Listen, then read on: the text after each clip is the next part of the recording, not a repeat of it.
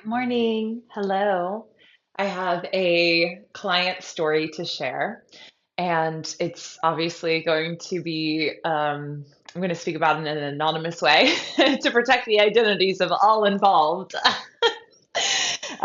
Just kidding. It's not a story like that. And also, I hope this doesn't scare any future or current clients that I'm sharing client stories. I'm more so I suppose a better way to word it would be I'm sharing inspiration that I gather through sessions that I do because my work inspires me and I love coming together for co creation with beautiful individuals. And so I was in a session with a dear client yesterday and we've studied her stars, we've studied her human design, we've studied her stories, some of her past, her traumas, and um, we've recently ventured into Gene Keys together, and it has been out of everything that I feel her and I have journeyed through together, the most immediately profound results with her, the Gene Key journey. And it's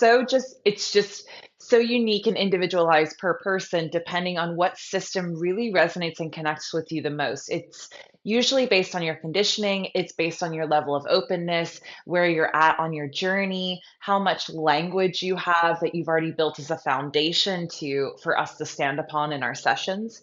And then just how open and ready you are to receive medicine. And we need different medicines during different seasons. I know that fully, deeply. um, and so the gene key that I wanted to speak about was inspired by her session, and it's a very important key for her. And it was one that we were journeying through together, and it moved me. I mean, it really moved me. Um, I have this key present in my design. It's not one of the foundational keys in my hologenetic profile, but Richard would even say, even if you didn't have this key at all, um, you will still feel the essence of the key, which is why I love sharing the transit like I did yesterday.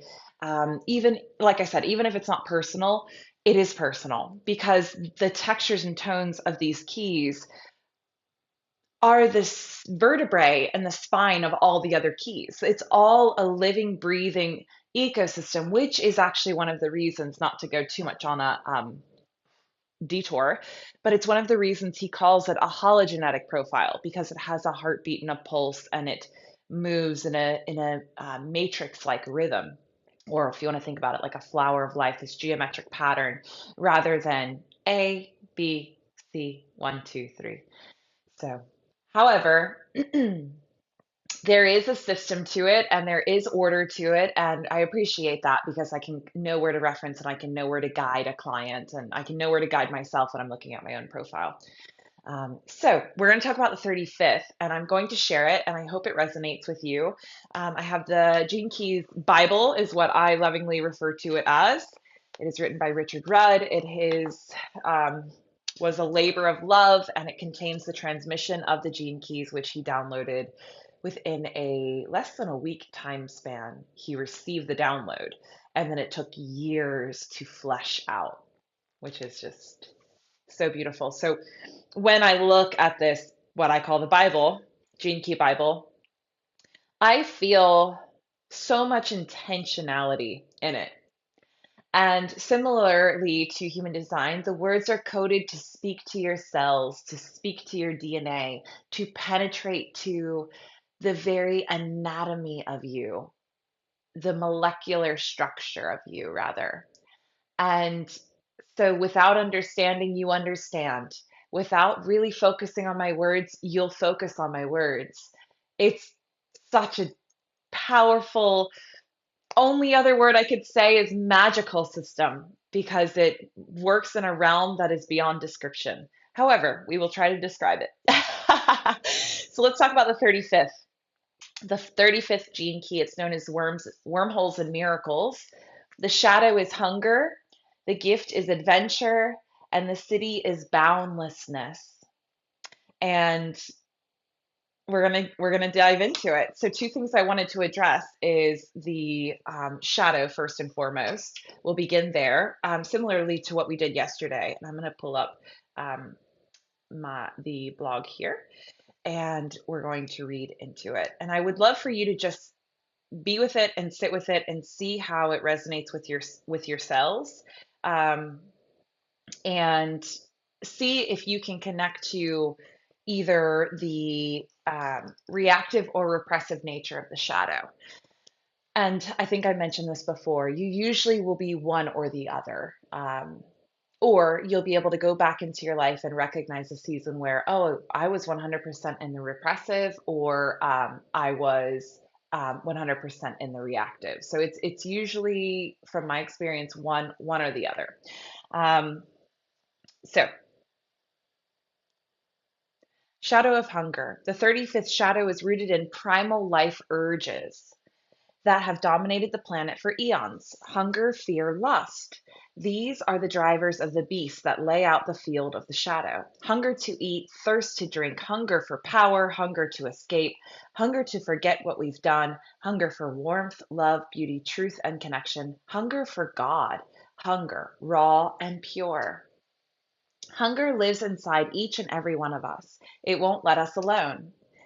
Um, Yet it isn't all about suffering. Hunger can also be sweet. It can be savored. It can be drawn out. It can be appreciated. It can give us a sense of perspective.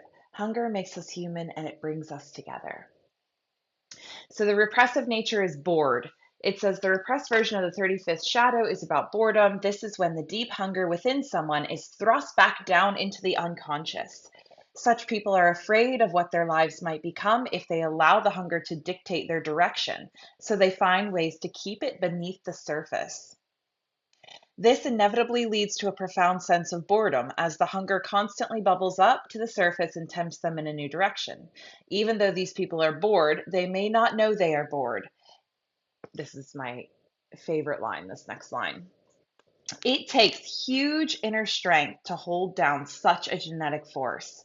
And the usual result of such pressure is a great reduction in a person's vitality and love of life. Their faces do not shine, their eyes are lifeless, and their lives are unadventurous and empty.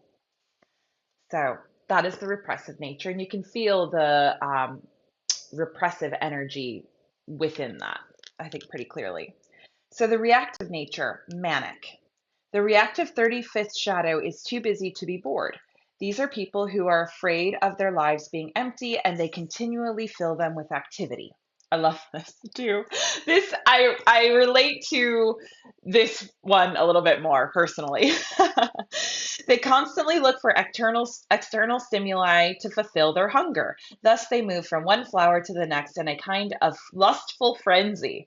Such people become the great blamers of others for their circumstances, making it very difficult for them to maintain any lasting sense of commitment. They will try many different things in life, but will not manage to knit those things together to form continuity. Nor will they garner true wisdom from their many varied experiences, since they are always disappointed in their expectations. The manic nature is driven by the deep urge to escape its own past and find the perfect place, person, or situation to fulfill its dreams. In wishing for such a state, these people miss the real goal, which is adventure itself. So we can see the hunger, and the way I've come to understand this is it's this energy of more. And it to me, I related a lot to that desire of um,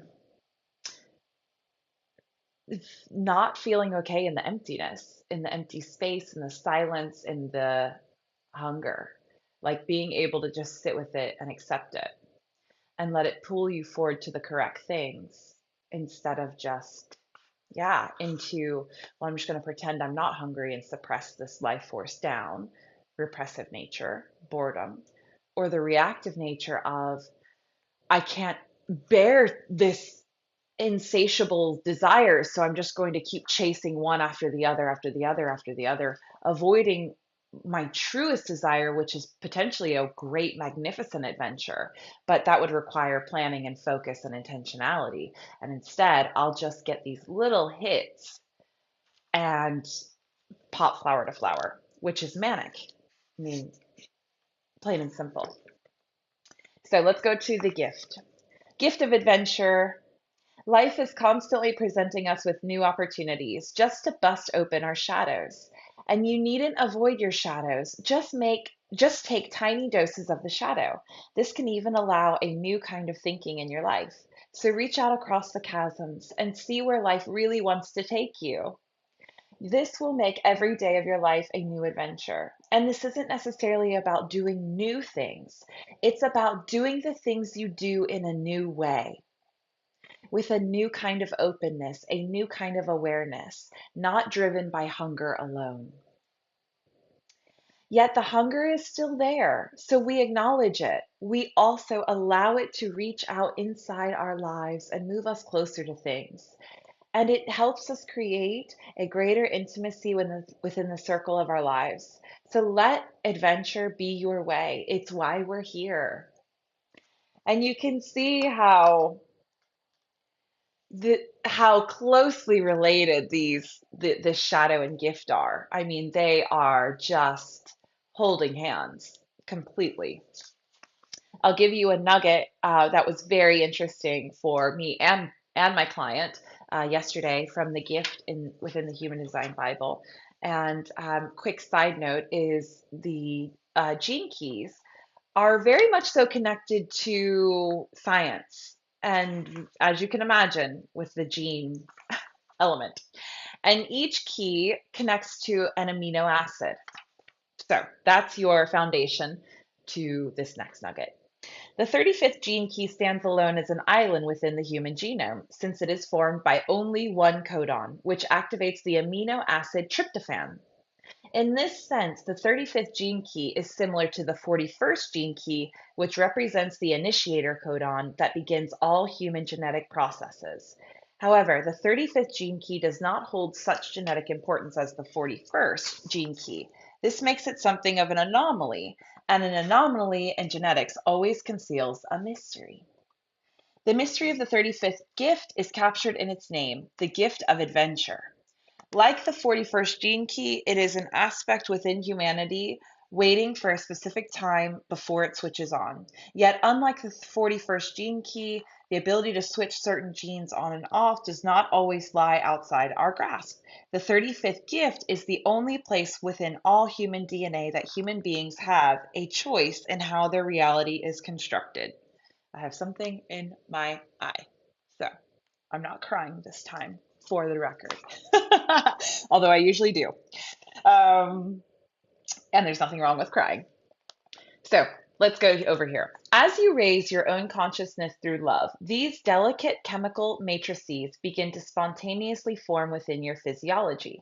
It is a natural evolutionary process of refining and distilling your inner essences through the endocrine system.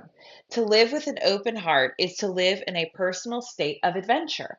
Adventure means that there is still some fear inside of you, but you have reached a frequency that you know is high enough to outwit the fear. Every human being has the choice to take a path of love. That is the mystery of the 35th gift. Progress can be made if you are ready to take the great leap and risk it all for the sake of love. Of course, for most people, the fear of the shadow frequency field is too great, and they are caught in the endless cycle of trying to fulfill their cravings. However, every now and then, a human being makes a monumentous step into the 35th gift where they discover a wormhole to another dimension. When you give to another unconditionally, you actually stimulate the secretion of serotonin. One more time for the people in the back. When you give to another unconditionally, you actually stimulate the secretion of serotonin. This is how we love each other. We serve. Still not crying, just something in my eye, for the record.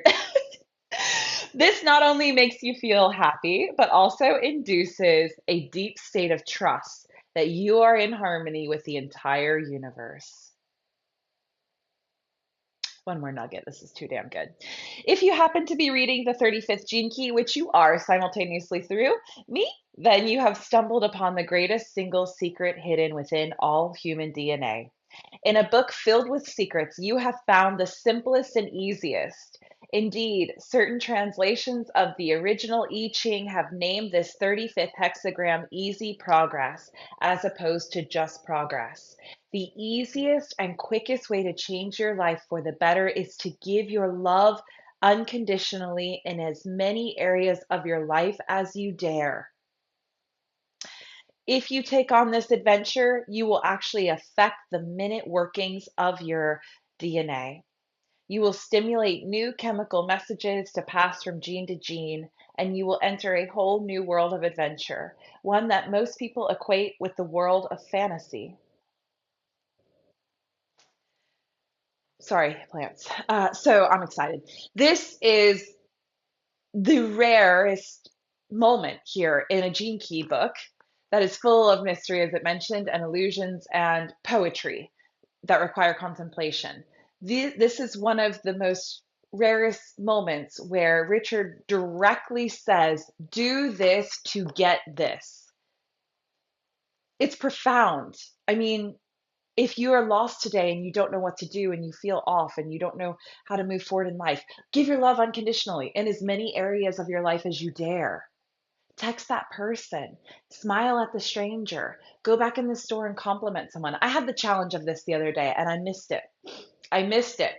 And I watched myself do it and I watched myself talk myself out of it. And it was interesting to just witness me deny an intuitive urge. And it was on a small scale. And I made a promise to myself afterwards. I was like, no, we're not doing that again because something magical could have happened and now I don't know what it was. And I received a message and I ignored it, and I'm not okay with that. I had went to a cool little coffee shop in Charlotte on my trip there Sunday, and it was very quiet when I walked in there. There were a few people, and they all were staring at me when I walked in, and I was just like feeling a little bit on edge in there. But the barista was beautiful and was so sweet and welcoming and made my drink. And I sat at the bar and just waited to get my drink. And then I walked out with my matcha latte, iced. And as I went out to my car, and I remember just feeling like, gosh, it was kind of quiet in there. Like, what was that energy about? It was just something was off in there. And I took a sip of my matcha, and I actually stopped in my path because it was so delicious. I could just tell it was supremely high quality matcha. I'm a big matcha drinker. I drink matcha every day.